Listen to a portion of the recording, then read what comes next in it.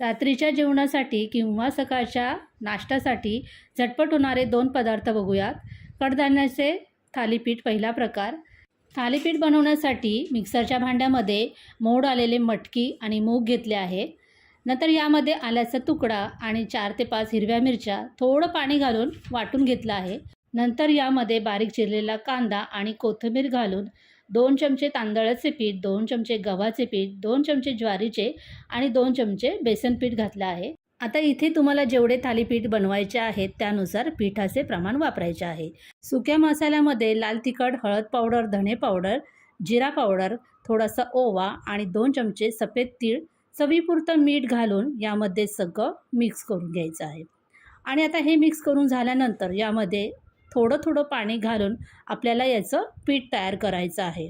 आता हे पीठ आपण भिजवत असताना थोडंसं पातळच ठेवायचं आहे, कारण आपल्याला या पिठापासून थालीपीठ बनवायचं आहे.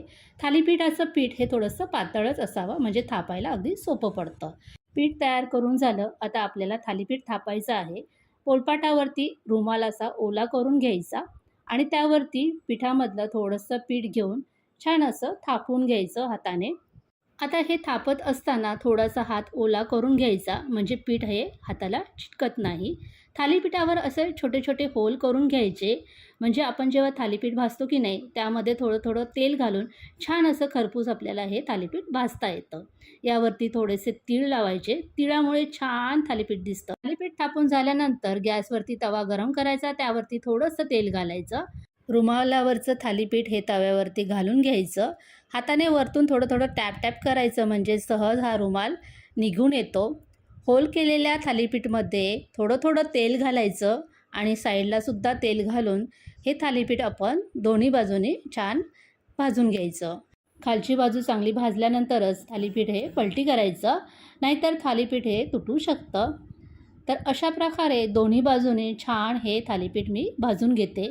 मस्तपैकी असं कडधान्याचं हे थालीपीठ पौष्टिक आहे. मुलांना टिफिनमध्ये तुम्ही हे थालीपीठ दिलं तर खरंच हे मुलं आवडीने खातील. नाश्त्यासाठी हे पौष्टिक असं थालीपीठ तुम्ही एकदा जरूर करून बघा. दहीबरोबर किंवा चटणीबरोबर खूप छान लागतं. यासाठी आपल्याला भाजीचीही गरज लागणार नाही आहे.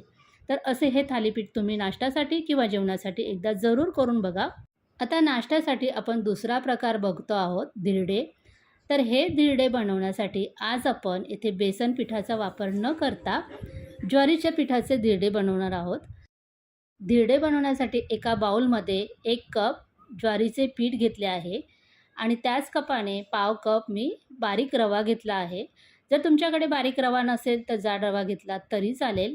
त्यानंतर यामध्ये एक मीडियम आकाराचा कांदा मी बारीक कापून घातला आहे. तर तुमच्या आवडीच्या यामध्ये भाज्या तुम्ही घालू शकता. यामध्ये मी 1 गाजर किसून घातला आहे.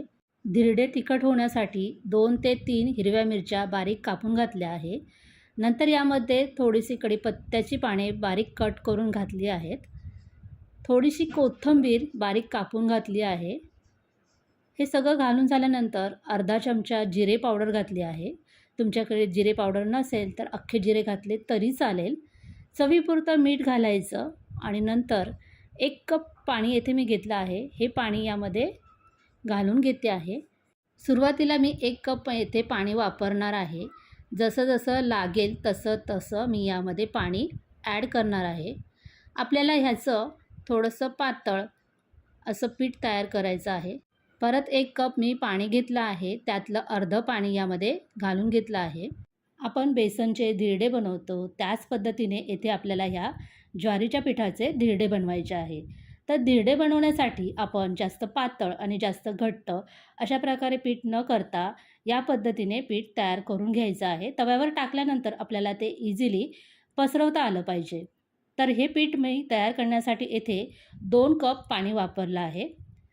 ज्या पद्धतीने तुम्ही पीठ घेणार आहात त्या पद्धतीने तुम्हाला येथे पाण्याचा वापर करावा लागेल. तर ह्या पद्धतीने मी हे पीठ अशा प्रकारे छानपैकी मिक्स करून घेतलं आहे.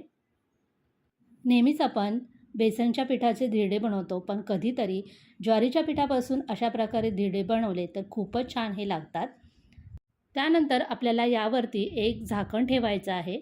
आपण या पिठामध्ये रवा ॲड केला होता आणि पाण्यामध्ये रवा छान ऑब्झर्व होतो आणि मस्तपैकी हा पिठामध्ये मुरला जातो, म्हणून आपल्याला हे पीठ 10 मिनटासाठी असेच झाकून ठेवायचे आहे. 10 मिनटानंतर आपण याचं झाकण काढून पाहूया. छान मस्तपैकी रवा यामध्ये मुरला आहे आणि पीठ आपलं छान असं सेट झालं आहे. आता इथे जर पीठ जास्त घट्ट झालं असेल तर यामध्ये थोडंसं पाणी ॲड करायचं आणि थोडंसं पीठ हे आपण पातळ करून घ्यायचं. तर मला इथे पाण्याची थोडीशी आवश्यकता आहे, तर मी येथे परत 2 ते 3 चमचे यामध्ये पाणी ॲड करते आहे आणि परत एकदा चांगलं हे पीठ मिक्स करून घेते आहे. ज्वारीच्या पिठामध्ये भरपूर प्रमाणात फायबर आहे आणि त्यामुळे आपल्या जेवणामध्ये ज्वारीच्या पिठापासून तयार होणारे पदार्थ आपण करून खाल्ले पाहिजे. पौष्टिक असे हे पदार्थ आपण जर खाल्ले तर शरीरासाठी खूपच फायदेशीर ठरतात. हे धिरडे बनवताना आपण यामध्ये वेगवेगळ्या प्रकारच्या जर भाज्या घातल्या तर हे धिरडे अजूनही पौष्टिक होईल. तर तुम्हाला ज्या भाज्या काही आवडतील त्या तुम्ही यामध्ये ॲड करू शकता. अशा प्रकारे हे पीठ मी परत एकदा चांगलं मिक्स करून घेतलं आहे. आता आपण याचे धिरडे बनवायला घेऊया.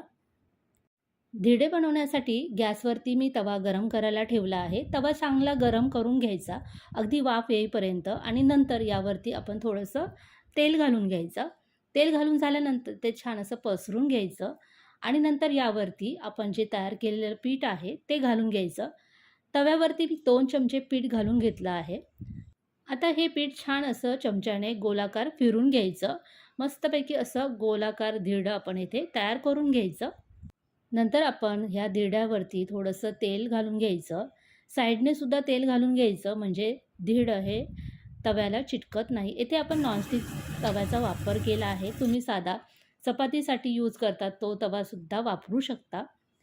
आणि धिरडं खालच्या बाजूने चांगलं भाजल्यानंतर धिरडं हे पलटी करून घ्यायचं आणि दोन्ही बाजूने छान असं हे धिरडं भाजून घ्यायचं. ज्वारीच्या पिठापासून या पद्धतीने धिरडे तुम्ही कधी बनवले नसेल तर जरूर एकदा बनवून खाऊन बघा. चवीला खूपच छान लागतं. हे धिरडे तुम्ही नाश्त्यासाठी किंवा रात्रीच्या जेवणासाठी सुद्धा बनवून खाऊ शकता. हिरवी चटणी किंवा लाल टोमॅटोची चटणी, दहीबरोबर तुम्ही हे एन्जॉय करू शकता. यासाठी तुम्हाला एक्स्ट्राची भाजी करायची सुद्धा गरज नाही. कधी कधी आपल्याला भाजी चपाती करायचा कंटाळा येतो, त्यावेळी हे छानसे धिरडे तुम्ही बनवून खाऊ शकता. मस्तपैकी तयार झालेले ज्वारीचे धिरडे मी शेजवान चटणीबरोबर सर्व केले आहे. नाश्त्यासाठी झटपट होणारे 2 पदार्थ हे तुम्हाला कसे वाटले? आवडले असेल तर लाईक आणि कमेंट जरूर करा. चॅनलला सबस्क्राईब केलं नसेल तर पटकन चॅनलला सबस्क्राईब करा.